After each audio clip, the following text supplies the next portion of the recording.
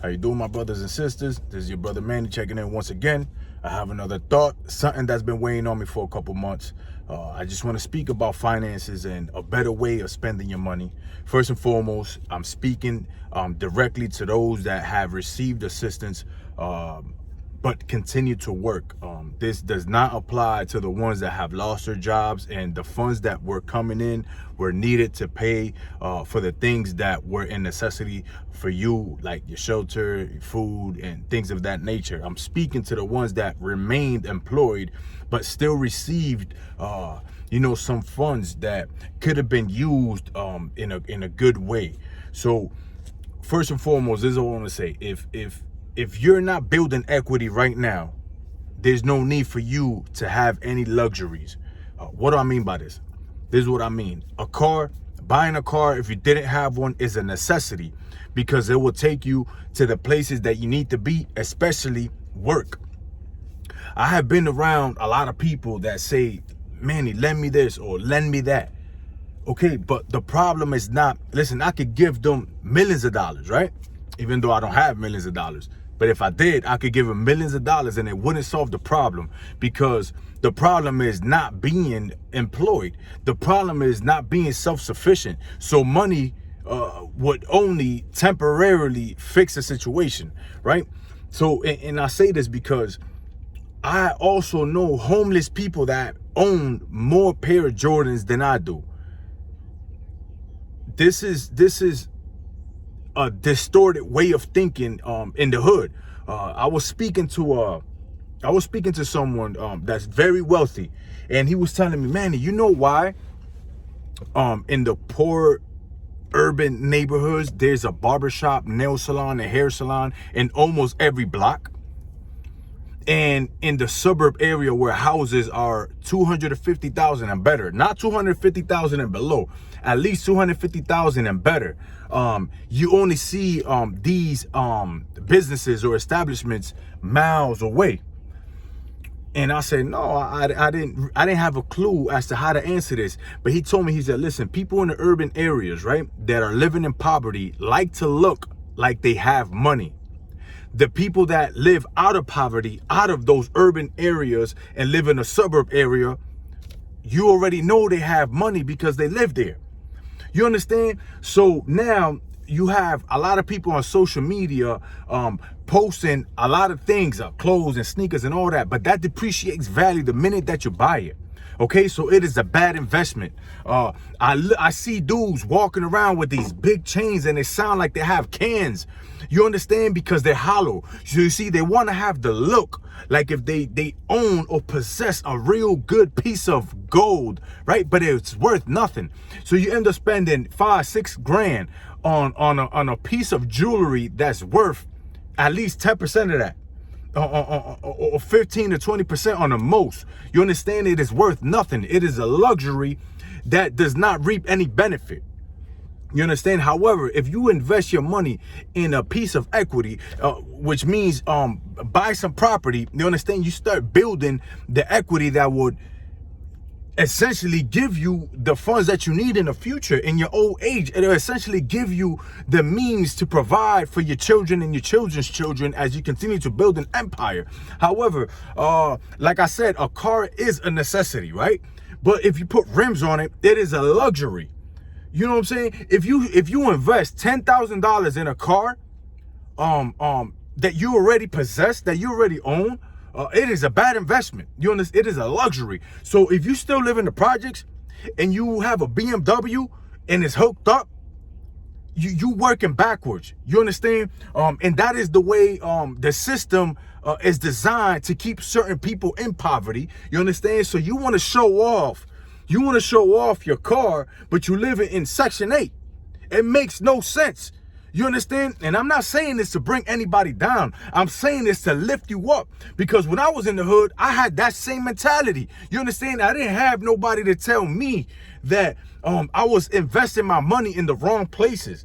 You understand? Even a car depreciates in value the minute that you drive off the lot with it. You understand? But a house or a piece of property does not. You understand? The market price continues to climb. So we have to be mindful of where you're spending your bread. Because think about it. The working class, even the non-working class, have received 3 stimulus checks. Now, we just received a 3rd stimulus check. What did you do with that money? That is enough. It is enough. It is enough funds to put down on a house. You understand? If you continue to work, especially, I'm speaking specifically to the people that remained employed throughout this pandemic. You understand? This is a good way to get on your feet and start building equity. Where is that bread? Did you go out to eat? Did you buy a bunch of clothes? What did you do with the money if you continue to work? This was extra money that was given to you. You understand? So I encourage you guys today to be wise in your spending.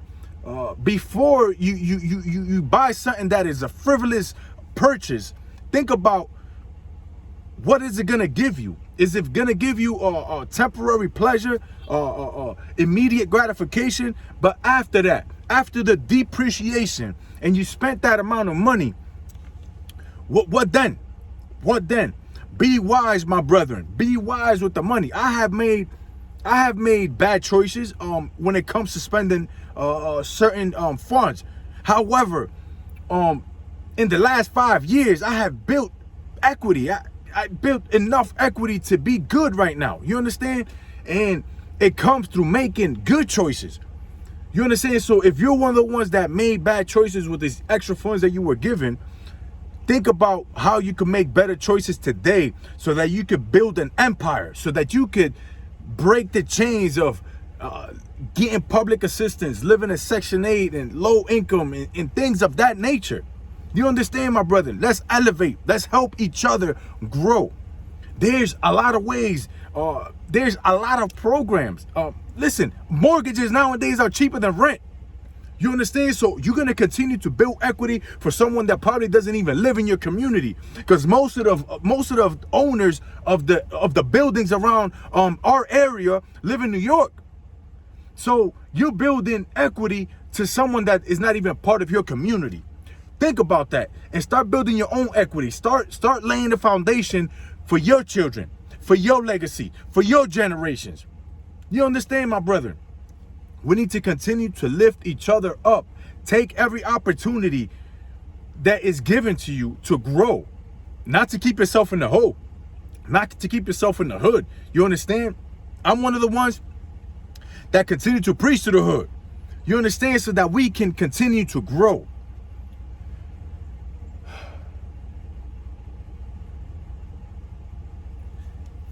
I don't get my hair cut. I cut my own hair. I learned to cut my own hair so that I could save $25, $30 a week. I used to go to the barber shop once or twice a week. When I did the math, I was spending roughly $2,000 to $2,500 a year. You understand? If I say that for 5 years, how much do I got? Just by sacrificing a haircut. You understand? My wife, she don't do it. She does her own hair. She does her own nails. Why? We could afford to do these things, but they're a luxury that it's not a need. It's a luxury that we don't need right now.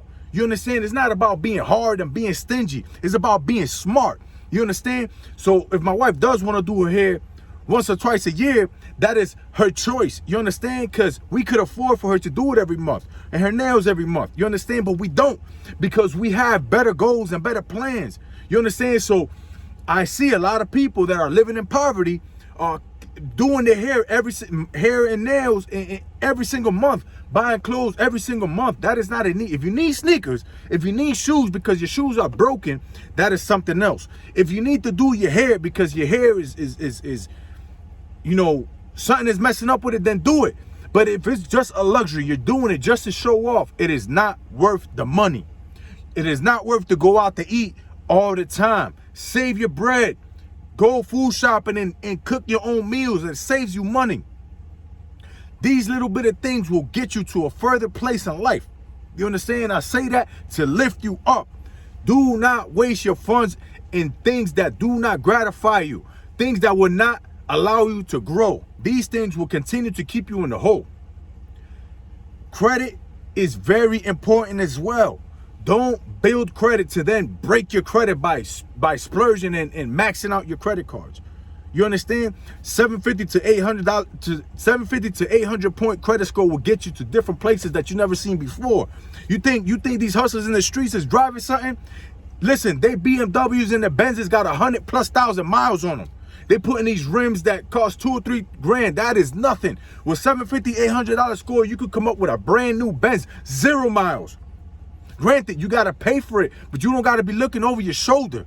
You don't have to be looking over your shoulder. You understand? You could go in there with $2,000, $3,000 and pull out the S500. You're gonna have a car payment, but you don't gotta look over your shoulder worrying about the feds taking it from you.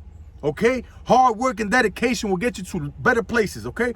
I love you in the agape love of Christ. Stay encouraged. Spend your money wisely. Build an empire. In the mighty name of Jesus, I exhort you. Amen.